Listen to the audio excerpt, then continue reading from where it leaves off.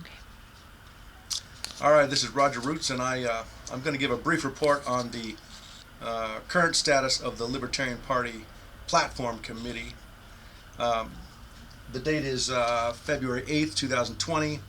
Um, I am a first time member of the Libertarian Party's Platform Committee, and we are discussing potential changes to the Libertarian Party platform in preparation for the big National Libertarian Party Convention, which will take place in Austin, Texas, May 22nd to the 25th. So be there or be square. Um, anyway, on the platform committee, there are 20 members. I'm just one of 20. There are a lot of great members on this committee this year. Myself, Karen Ann Harlos of Colorado. There is Thomas Knapp of Florida. Laura Ebke, the great former Nebraska state legislator, is on the committee. Aaron Starr, former Libertarian Party treasurer, on the committee. Darrell Perry, many other great libertarian activists. Um, anyway, we haven't made much progress. What we've been doing over the last 2 weeks is exchanging dozens and dozens, maybe hundreds of emails already, with different proposals to address problems in the platform. Now, the Libertarian Party platform is not bad. It's in its current state. It's not too bad. I would say it's a lot of it I've read through and I agree with. Almost all of it I wouldn't have a real problem with. I am introducing some proposals to change a couple of the planks in the platform, including number 3.1, plank 3.1, which is national defense, and plank 3.2, which is international security and individual rights. Both of those contain some horrible sentences, and I'm just going to briefly go into these. Of course, for those of you who are not in the Libertarian Party, you may not know that the Libertarian Party is composed of a lot of great people, but we disagree with each other on many points, just like the Democratic Party or the Republican Party. And our disagreements occasionally get very, very vicious. And so it isn't that we don't love each other, we just have vicious arguments. One argument is the perennial argument between minarchists and anarchists. In other words, people who hate government in all forms, and I would probably fall into that category, and people who are comfortable with at least some minimal level of government. And of course, we have vicious debates. The abortion plank of the Libertarian Party platform is in a general blur. I would call it pro-choice in a general sense, but remember the Libertarian Party has lots of pro-life people on that topic, and so we disagree with each other constantly over those kinds of things. National defense is a big one. Plank 3.1, the current Libertarian Party platform says, quote, "We support the maintenance of a sufficient military to defend the United States against aggression. The United States should both avoid entangling alliances and abandon its attempts to act as a policeman for the world. We oppose any form of compulsory national service." So that's 3 sentences. I've introduced a proposal to alter the first sentence. I don't like the language, "We support the maintenance of a sufficient military to defend the United States against aggression." The Founding Fathers, when they wrote the Constitution, they made the budget of the military the only budget under the Constitution that is required to end after 2 years. It's the only budget in the entire federal government that is required to end after 2 years. The Founding Fathers did not want a perennial standing army of military soldiers on the ground at all times. They envisioned a world in which wars and battles would be fought, and so the soldiers then would be decommissioned and would go home to their lives, their work, their families, or whatever.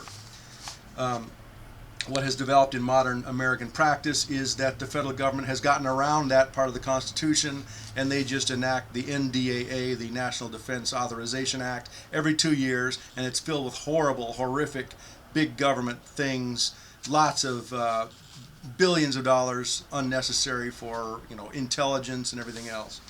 So anyway, we are working on that. Nothing has been finalized as an actual motion or a proposal.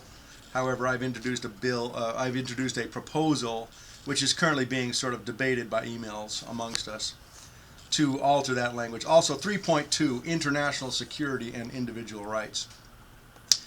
The defense of the country requires that we have adequate intelligence to detect and to counter threats to domestic security. Folks, I don't know, this is an endorsement of like intelligence agencies in the Libertarian Party platform. I don't know how it got there. I should look into that. But I'm shocked that it's there. And I looked at the Republican Party platform, which is very vast. It's like an entire book practically. All of these are online, by the way. Even the Republican Party platform does not have an endorsement of the CIA. Yet the Libertarian Party platform does, and it's my primary mission as a member of the Libertarian Party Platform Committee this year to eliminate this section, which in essence endorses peacetime intelligence to keep us safe from attack. I would just ask all of you who are listening to this or reading this, when has the intelligence community ever actually protected the United States? It didn't protect us at Pearl Harbor. It knew that Pearl Harbor was going to happen and let it happen. It didn't protect, by the way, when Truman became president of the United States after FDR passed away, he did not know, the president of the United States did not know that we had the atomic bomb, we being the United States. So when Truman took office as president, he did not know that the United States had the atomic bomb. But Stalin did know that the United States had the atomic bomb. Why? Because members of the U.S. intelligence community, quote unquote, betrayed that secret to the Soviets. Okay? So they've never protected us. They have betrayed our most fundamental, our being the United States, the American people. They have betrayed America's secrets to its enemies at every fork in the road.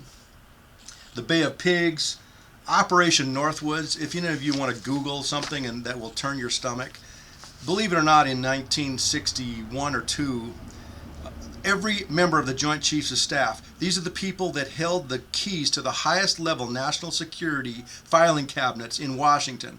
The leaders of the intelligence community all signed off on an agreement called the Operation Northwoods documents, with the intention to get Americans to support a war with Cuba, and in doing so they were going to kill the American people, machine gun the American people on the streets of Miami. They were going to crash planes into buildings to trick the American people into supporting a war against Cuba.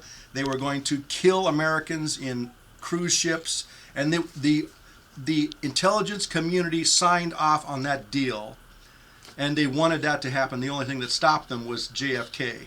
And of course, JFK conveniently was killed under very suspicious circumstances. By the way, that itself, I probably read, a dozen books. I don't even want to get deep into the JFK assassination. Suffice it to say that the CIA and the intelligence community and the NSA have never protected us. And they allowed, actually, even if you believe their version of events, and I don't, they allowed Lee Harvey Oswald to essentially defect to the Soviet Union, return without even being interviewed. I could go on, and then essentially kill the President of the United States. Thank you, intelligence community. Again, that's if you believe their version of events, and I don't think anyone who looks into it does. The war on Afghanistan, the war on terror, we could go into each one of these. We have been lied to time and again, lied to constantly. The intelligence community has never protected the United States. They've never protected the American people. The Gulf of Tonkin, come on.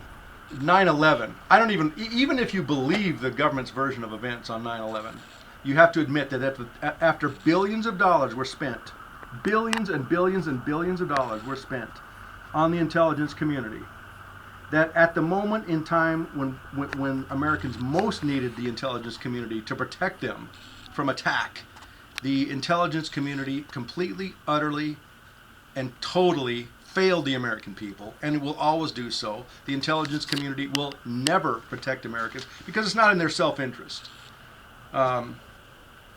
If you